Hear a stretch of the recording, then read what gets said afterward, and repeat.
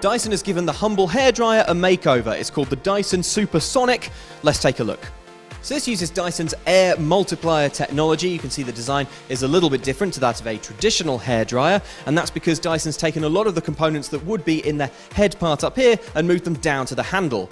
So all the air gets pushed out of this thin gap around the front, and I have to say that this thing really does push a lot of air around. The other thing that's really quite remarkable is that this thing's pretty quiet. Now, often when you're using a hairdryer, you can't talk to anyone else in the room or even really hear yourself think, but if I turn this on, you should be able to just about hear me. It's not too loud. It's customizable too. There are magnetic attachments that snap onto the front, including a smoothing nozzle, which does gentle drying, and a diffuser as well, which broadly disperses the air through your hair.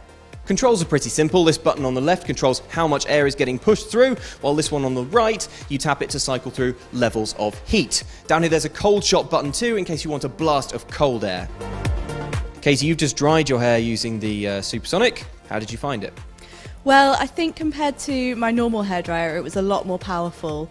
I mean, I did need to have it up to full power and on the full heat settings. I really enjoyed the experience, and my hair feels much more like I've just come out of the hairdressers rather than I've just dried it myself at home.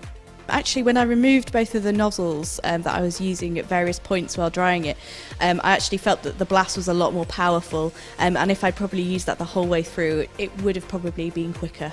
So, are there any downsides? Well, this thing is actually quite expensive. When it comes out in the UK in June, it's going to cost £299. It's coming out in the US in September, when it's going to cost $399. That's quite a lot more expensive than even the most luxurious hairdryers out there, but wait until the full review where we'll find out if it's worth the money.